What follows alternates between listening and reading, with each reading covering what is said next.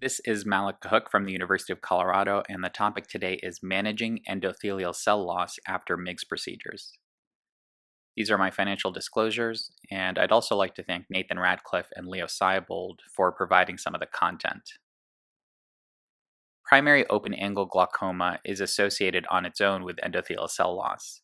This is the same thing with both angle closure glaucoma as well as pseudoexfoliation glaucoma. And the ECL is directly related to elevation in intraocular pressure. For example, in pseudoexfoliation glaucoma, the more affected eye has an increased amount of ECL compared to the normotensive contralateral eye. We also know that elevated intraocular pressure is a risk factor for full or partial corneal transplant procedures, and this is the reason why this topic is important for both glaucoma and cornea specialists. We know that ECL is common after traditional filtration surgery.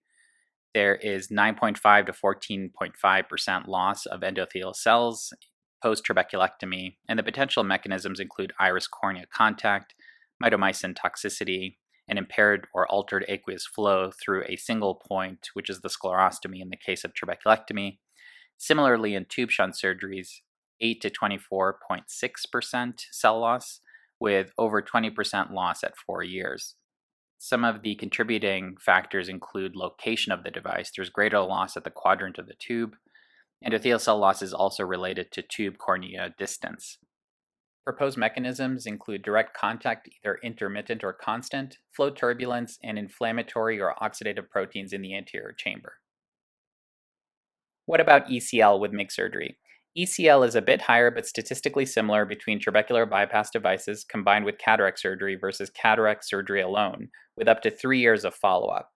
Zen hasn't been correlated with ECL to date, and an example of that is a dataset from Kaveh Mansouri's group published in Journal Glaucoma December of 2019 that did not find an increase in cell loss with Zen implantation. There's also a question of whether this is an implant effect in the angle versus just doing a surgical maneuver within the angle. The only paper that I'm aware of that addresses that is from Cyril Duraraj that compared iStent to goniotomy, and what he found was a 3-fold increase in cell loss in the iStent group versus goniotomy alone, although it was a low number of patients and not an extended period of follow-up. So I think we need more data on this question. This topic has become important since the CyPASS device was pulled from the market after a Class 1 FDA recall in 2018. The data that you see here on the slide is from the Compass XT post-approval extension study, and the take-home message here is that the CyPASS device implanted into the supraciliary space was associated with a higher degree of ECL compared to the standalone cataract surgery arm. 27.2% of CyPASS patients had greater than 30% ECL. 10% of the patients with standalone cataract surgery had greater than 30% ECL. And again, this was done at 5 years. This was a post-approval extension study, but the data were enough for Alcon to initially pull the product from the market, followed by a Class 1 FDA recall. And this device is currently not available on the market. Soon after CyPASS was pulled from the market, ASCRS put together a task force to provide guidance to surgeons on how to care for these patients. Eyes with 0 or 1 ring of the CyPASS visible on gonioscopy should be monitored clinically, according to the task force. However, eyes with 2 or 3 rings visible on gonioscopy were deemed at greater risk of corneal endothelial cell loss. However, not all eyes in this category will experience clinically meaningful endothelial cell loss, and what they recommended was more frequent corneal evaluation.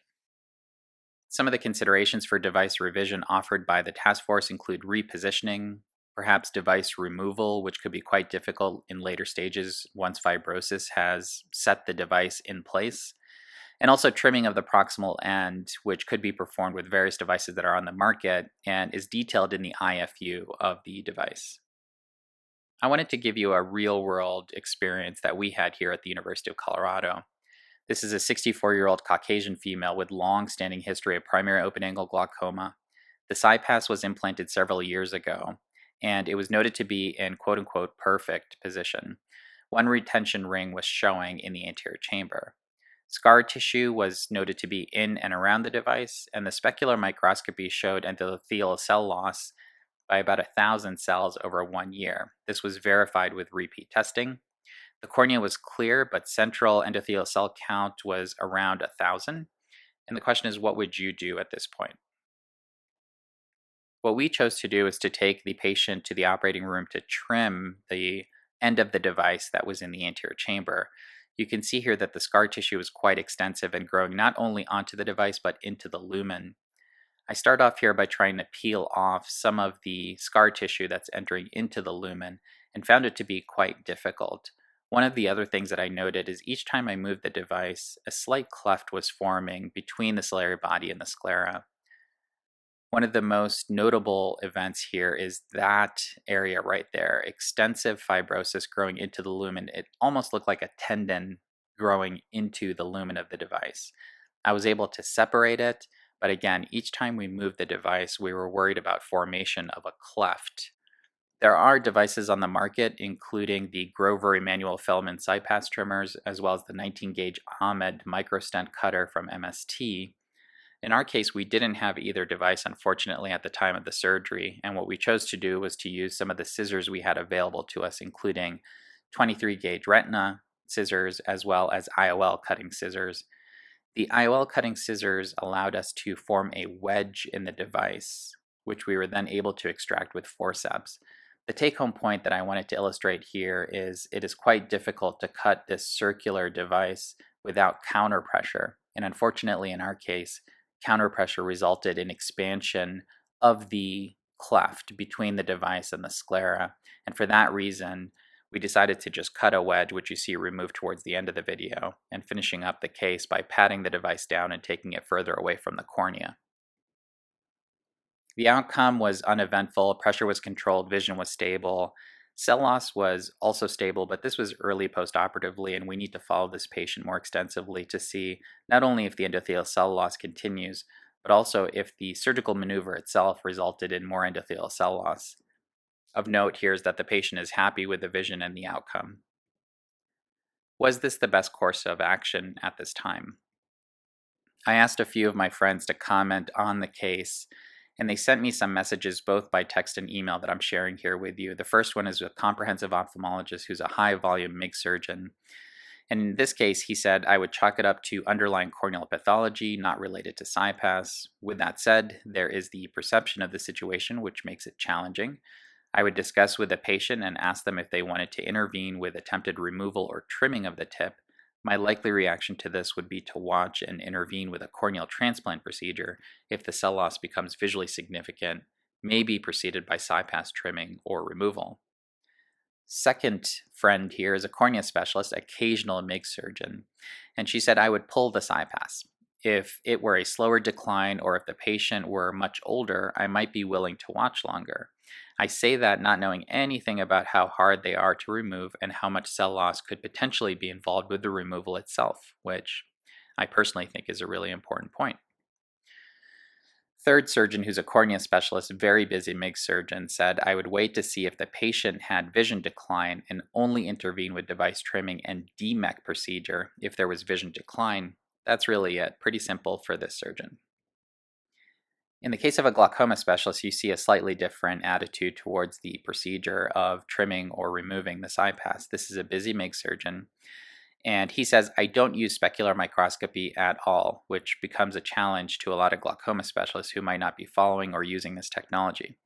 It depends on the severity of the glaucoma and what options might exist for IOP control if we were to remove the CyPASS device. Notice that the glaucoma specialist was the only one to bring up this fact.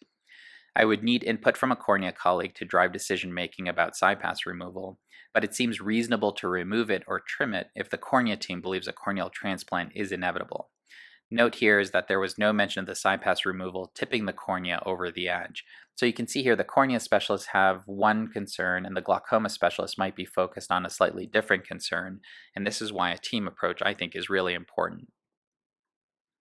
Some of the variables to consider with CyPASS trimming. The patient age. Is this patient going to live a long time with this CyPASS in place? Device position. Do you see 1 ring, 2 rings, or 3? Speed of cell loss. Is this something that's happening very rapidly over months, or is this a slow, gradual decline? Is there any corneal decompensation? Is the patient actually manifesting issues with the cornea that could limit visual function? Is the patient symptomatic? Did you get a second opinion, which I would recommend in all of these cases? And of course, first do no harm. We should consider what the procedure of trimming or removal would actually do to the cornea. I do want to mention some of the limits with endothelial cell counts using specular microscopy. The limitations is the fact that it's an anatomic measure only. It doesn't tell you anything about the function of the cornea. The test variability and artifact is significant. Magnification and central corneal thickness can contribute to this. And we also don't have a great way of measuring peripheral corneal endothelial cell loss compared to the central corneal endothelial cell loss. And some of these issues might manifest more early in the peripheral cornea. So what would I recommend? I would recommend to repeat endothelial cell count and to do that again. Watch for changes in corneal thickness.